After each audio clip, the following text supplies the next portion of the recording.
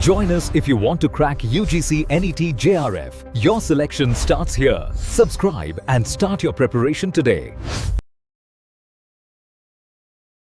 Hello everyone, कैसे हो आप सब लोग। यहाँ तक हमने बहुत इंपॉर्टेंट टॉपिक कर लिया। अब देखो, ये ऐसा टॉपिक हमारा बहुत छोटा लगता है और बहुत इजी लगता है और हम इसको करके छोड़ देते हैं, लेकिन हम कई बार क्वेश्चन ऐसे घुमा के पूछेंगे कि मूक क्या है, वो एक प्लेटफॉर्म है या कोर्स है, नेक्टल क्या है, एलएमएस क्या है, प्लेटफॉर्म है। तो इन चीजों का आज हम कंफ्यूजन एक बार ना रिवाइज कर लेते हैं। लास्ट टाइम पे आपको ये रिवाइज करने में बहुत हेल्प करेगा। सबसे पहले हम बेसिक से शुरू करेंगे और लास्ट में एकदम जो इंपॉर्टेंट पॉइंट है, एकदम सीधे जो डायरेक्ट क्वेश्चन एग्जाम में आता है, वो चीजें कवर करेंगे। तो पहले हम देख लेते हैं बेसिक मीनिंग होता क्या है टीचिंग सपोर्ट सिस्टम का। ये तरह से टूल्स है, मेथड है, रिसोर्स है, जिसकी हेल्प से टीचर है ना वो बच्चों को अच्छे से पढ़ा सकता है। फिर इसका मेन ऑब्जेक्टिव क्या होता है कि बच्चों का जो हम कुछ भी पढ़ा रहे हैं उसकी नॉलेज को इंप्रूव कर सके, बच्चे इंटरेस्ट ले सके, कि ज्यादा बच्चे भी आए और एंगेज भी सारे हो जाए, इंक्रीज हो जाएंगे उनके नंबर भी ज्यादा चीजें। कि जैसे हम देखते हैं ना कि बच्चों का ड्रॉप आउट हो गया गवर्नमेंट स्कूल वगैरह, तो उसके लिए भी चीजें हेल्पफुल होती है। फिर हम देखेंगे कितने टाइप के ये होते हैं support system. Traditional support system क्या होता है, जैसे जो पहले से चीजें पुरानी चली आ रही है, हमारा ब्लैक बोर्ड हो गया, नोटबुक, टीचर। ये मेन क्या है, इसमें टीचर सेंट्रिक है। टीचर पूरा का पूरा बोलता रहेगा खड़े होकर, बस बच्चों को क्या है, बस बैठ के सुनना है, नोट्स बनाए नहीं बनाए, तो वो चीजें हो जाती है। कई बार जैसे आपने देखा क्लासरूम में बच्चे सो जाते हैं, पूरा ध्यान नहीं देते, उनको पता ही नहीं पूरा 1 घंटा निकल गया, तो इसके ड्रॉबैक हो गए। लेकिन इसके हम हर चीजों की, सबके जितने भी पॉइंट है, सबका क्या आता है, लिमिटेशन और एडवांटेज बताओ। तो लिमिटेशन तो यही होगी टीचर सेंटर है। एडवांटेज क्या होगी कि इसमें ना खर्चा कम आया, टीचर बस गया जाके पढ़ा देना, मेहनत कर देना, पहले प्रिपेयर करना, मतलब टाइम कम लगा, एकदम से आप कहीं पे भी कैसे भी किसी को भी आराम से पढ़ा सकते हो, वो चीज है। प्लस आपके मॉडर्न सपोर्ट सिस्टम जो आज नई टेक्नोलॉजी आई उसकी हेल्प से हम बच्चों को समझाते हैं। इसमें क्या, जैसे हमारे स्मार्ट बोर्ड आ गए, प्रोजेक्टर आ गए, हमारा इंटरनेट का हम हेल्प लेते, ई बुक्स।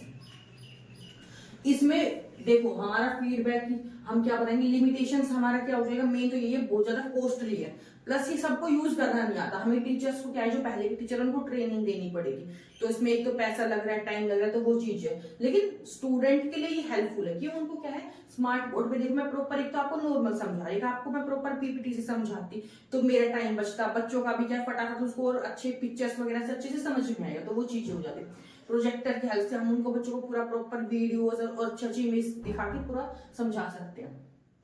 ई बुक दे दी मैंने बच्चों को, तो उन्होंने क्या है, ई बुक से क्या कभी भी कहीं पे भी ओपन करके उनको रिवाइज कर दिया, यूं नहीं है कि मेरे को इतना सारा सामान लेके जाना पड़ रहा है।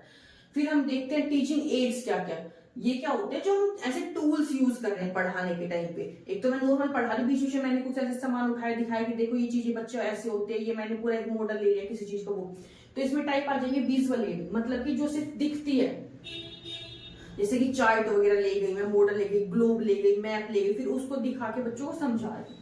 फिर हमारे ऑडियो एड्स में क्या क्या चीजें आ जाती है जो हम सुन के बच्चों को सिखा रहे हैं, जैसे कि रेडियो वगैरह चीजें आ गई, मैंने कुछ भी चीजों की बच्चों को रिकॉर्डिंग सुना दी, जैसे मैंने बच्चों को एनिमल्स के बारे में बता रही हूँ और मैं एनिमल्स की उनको आवाज सुनाऊँ कि देखो ऐसे ऐसे वो एनिमल बोलता है।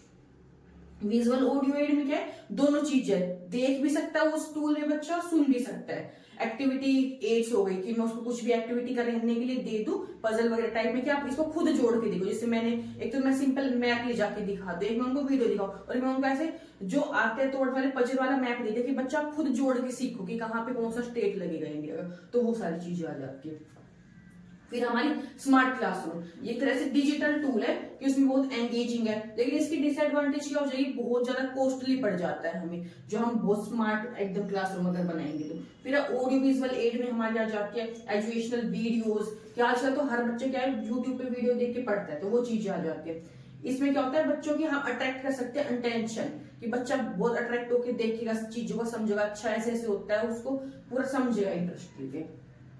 फिर देखो हमारा ई कंटेंट, ई कंटेंट मतलब कि इलेक्ट्रिक जो लर्निंग का कंटेंट है, सारा का सारा जो कंटेंट आ जाएगा, जैसे पीडीएफ हो गया, एक्सेस हम एनी टाइम पे इसको कर सकते हैं। मैंने पीडीएफ खोला, मैं रास्ते में कहीं जा रही हूँ, बैठ के पूरा मैंने पढ़ लिया, तो ई कंटेंट हो गया। फिर होता है मूक्स, क्या होता है, देखो इसकी पहले फुल फॉर्म बहुत बार आती है, क्या करेंगे कि मूक्स में सी का मतलब क्या है, ओ का मतलब क्या है, एस का मतलब क्या है, तो मैसिव ओपन ऑनलाइन कोर्स है ये।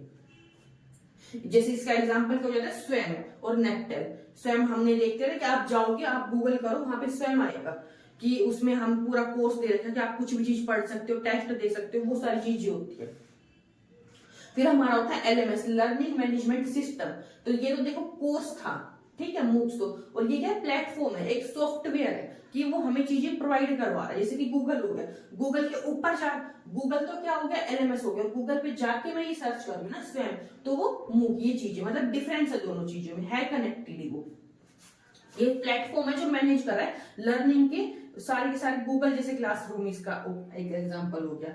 फिर हम इंपॉर्टेंट कुछ जो डायरेक्ट क्वेश्चंस बनते हैं वो देख लेते हैं कि जैसे कि नेट टीएल किसके द्वारा रन होता है, IITs और ये होती है, ये इनको रन करेगी। फिर जो EPG पाठशाला, आपने EPG पाठशाला भी NCERT पढ़ने के लिए यूज करी होगी, एक सारे उसमें NCERT वगैरह आपको अवेलेबल होती है, आप आराम से सारा का सारा कंटेंट आराम से देख सकते हो। फिर स्वयं प्रभा है, उसमें DTH चैनल आपकी टीवी में चलते हैं, फ्री चैनल होते हैं, तो वो आपने पूरा आप निकालो डाटा, याद करना है कि कितने चैनल होते हैं, कितने घंटे का रिपीट हो रहा है, ये सारी चीजें बहुत ज्यादा क्वेश्चन आते हैं, ठीक है। तो ऐसे इन टॉपिक को हम अगली क्लास में पूरा डिटेल में देखेंगे, स्वयं की कौन सी चैनल है, मूक का क्या चीजें होती है। तो मिलते हैं अपनी नेक्स्ट वीडियो में। Okay, thank you, bye. और अगर आपको कोई और सजेशन करवाने की, ये चीजें भी हमने उसमें इंक्लूड कर दी, तो आप मेरे को कमेंट में बता सकते हैं। Okay, bye bye. तो कंसिस्टेंसी बनाए रखें, रिवीजन करें, नोट्स बनाएं और हाँ, लाइक, शेयर और सब्सक्राइब करना न भूलें। अगले टॉपिक में मिलते हैं।